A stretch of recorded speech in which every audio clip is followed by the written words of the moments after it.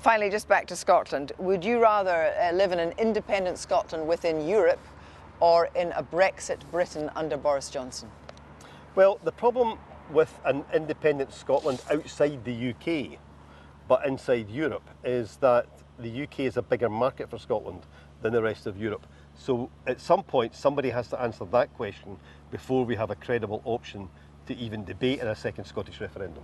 Put your hand in your heart. Would you rather live in an independent Scotland that was part of the European Union or a United Kingdom that had left the European Union with no deal? But you see, there's also another dynamic working at play here, and that dynamic I thought I wasn't going to get a yes or no there. But that dynamic is that people are now actually beginning to question what's the nature of the partnership that is across the UK. And whilst we've looked at the consequences, particularly for Northern Ireland, through Brexit, we would now need to look at the consequences for Scotland.